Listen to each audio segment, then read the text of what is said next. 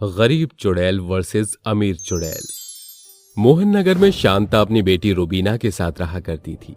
वो काफी गरीब थी और अपनी बेटी का पेट पालने के लिए दूसरों के घरों में काम किया करती थी। वहीं दूसरी तरफ कामिनी अपने बेटे सोहन के साथ रहा करती थी। वो काफी अमीर थे और उनको किसी भी चीज की कमी नहीं थी। साथ ही अमीर होने के साथ घमंड में वो गरीबों को कुछ भी नहीं मानती थी और गरीबों का मजाक बनाया करती थी।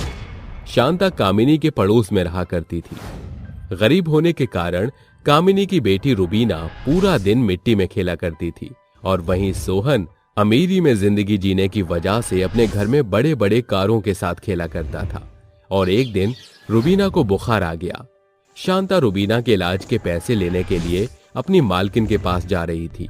वहीं दूसरी तरफ कामिनी अपनी बेटे के लिए खिलौने लेकर घर वापस जा रही थी कि तभी कामिनी के कार का एक्सीडेंट हो गया, जिसके नीचे शांता आ गई और कामिनी और शांता दोनों की ही मौत हो गई। कुछ ही देर में दोनों चुड़ैल बन गई। वहीं एक तरफ रुबीना बीमार थी, इसका इलाज करवाना था, और दूसरी तरफ सोहन के पास सिवाय कामिनी के कोई भी नहीं था उसकी देखभाल के लिए। अपने अपने बच्चों का ध्यान रखने के लिए दोनों चुड़ैल अपने अपने घर की ओर निकल जाती हैं। शांता रुबीना के पास जाती है और उसको बिस्तर पर पड़ा हुआ देख शांता उदास हो जाती है और वो रुबीना से बोलती है, रुबीना बेटी, तेरा बुखार अभी तक नहीं उतरा। उसकी ये आवाज सुनकर रुबीना अपनी आंखें खोलती है और जब वो देखती है कि उसके सामने एक चुड़ैल खड़ी होती है तो वो डर जाती है। डरते हुए वो उस चुड़ैल से बोलती है, कौन हो तुम? बेटा रुबीना, मैं तेरी माँ हूँ। तू मुझे पहचान नहीं पा रही? अगर तुम मेरी माँ हो तो तुम चुड़ैल कैसे बच सकती हो? शांता अब उसको सारी बात बता देती है और रुबीना अपनी माँ से बोलती है, माँ, हमारे पास तो कोई भी नहीं था और आप भी मुझे छोड़कर चली गई। अब मैं किसके पास रहूंगी? रुबीना मेरी बच्ची, भगवान ने मुझे तेरे पास इस चुड़ैल का रूप देकर इसीलिए तो भेजा है ताकि मैं हमेशा तेरे साथ रह सकूं। इतना कहकर वो एक मामूली सी औरत का रूप धारण कर लेती है और अब अपनी जिंदगी फिर वैसे ही दूसरों के घरों में काम करके अपनी बेटी रुबीना का पेट पालने लगती है। वहीं दूसरी तरफ कामिनी अमीर होने की वजह से घमंडी थी और जब वो चुड़ैल बनी तो वो अपने बेटे को नहीं दिख रही थी और अपनी माँ को न दिखने की वजह से सोहन बहुत रोने लगा और माँ माँ करके चिल्लाने लगा। माँ, माँ, कहाँ हो तुम?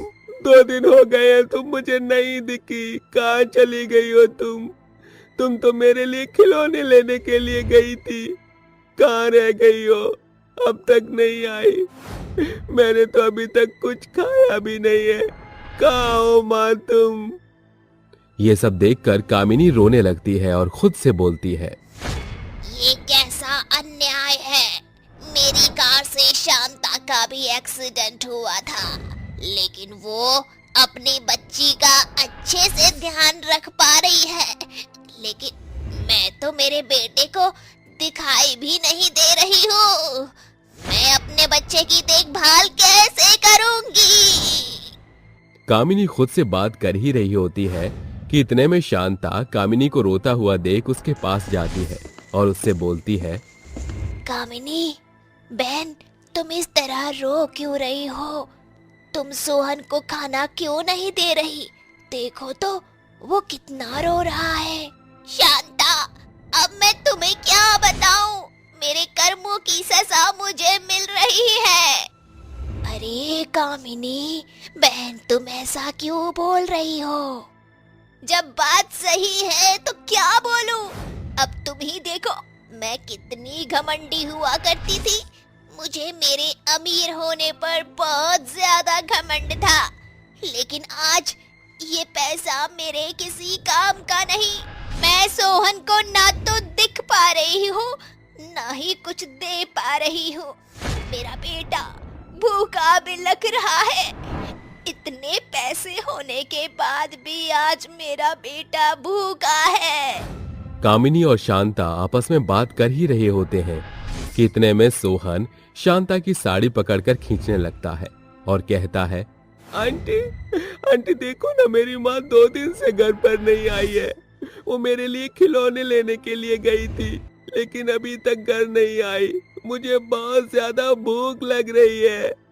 ये देखकर कामिनी शांता से बोलती है, शांता बहन, मैं तो मेरे बेटे को कुछ नहीं दे सकती, लेकिन तुम मेरे बेटे का ख्याल तो रख सकती हो। बदले में मैं तुम्हें पैसे दे दिया करूंगी, जिससे तुम अपनी बेटी का अच्छे से ख्याल रख सको।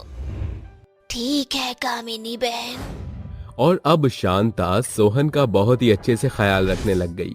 माँ सोहन भी उसका बेटा था और बदले में कामिनी शांता को पैसे दिया करती थी। और अब शांता रुबीना के साथ साथ अब सोहन का भी ख्याल रखने लगी। उसको खाना बनाकर खिलाया करती और हर वो चीज करती जो कामिनी उसके लिए किया करती थी। और अब ऐसे ही कुछ साल बीत गए। देखते ही देखते सोहन और रुबीना दोनों बड़े हो गए। और एक दिन कामिनी शांता चुड़ैल से बोलती है, शांता बहन, इतने साल बीत गए लेकिन आज तक मेरे बेटे सोहन को नहीं दिखी मैं। मेरी क्या गलती है? क्या मेरी गलती की सजा इतनी बड़ी है कि मुक्त होते होते मैं अपने बेटे से ना मिल पाऊं? नहीं कामिनी बहन, तुम एक दिन अपने बेटे सोहन को जरूर दिखोगी। सोहन और रुबीना की दोस्ती बढ़ती ही जा रही थी। और एक दिन शांता चुड़ैल और कामिनी चुड़ैल आपस में बात करते हुए बोलती हैं, अरे शांता बहन, देखो तो हम दोनों के बच्चे एक साथ कितने अच्छे लग रहे हैं। क्यों ना हम इन दोनों को एक रिश्ते में जोड़ दें? कामिनी बहन, मैं तो बहुत गरीब हूँ और तुम इतनी अमीर हो। मेरी बेटी तुम्हारे घर में बहू बनके कैसे जा सकती है? शांता बहन, मैं मानती हूँ कि मैं एक समय पर बहुत ही घमंडी और अकड़ू थी, लेकिन अब मैं सुधर गई हूँ। तुम अपनी बेटी का हाथ मेरे बेटे के हाथ में दोगी तो मेरे बेटे का ख्याल रखने वाली भी आ जाएगी। आखिरकार इन दोनों की एक ना एक दिन किसी ना किसी के साथ तो शादी होनी ही है।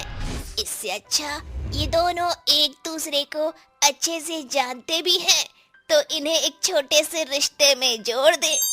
शांता कामिनी चुड़ैल की जहां बात मान जाती है और उन दोनों की शादी हो जाती है। और अब शांता चुड़ैल और कामिनी चुड़ैल का अपनी दुनिया में जाने का समय आ गया था। लेकिन तभी एक चमत्कार हुआ और कामिनी चुड़ैल भी अपने सोहन को दिखने लगी।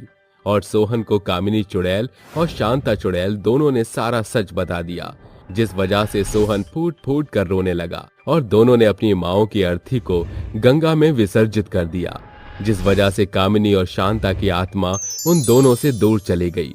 वहीं रुबीना और सोहन अब खुशी खुशी रहने लगे।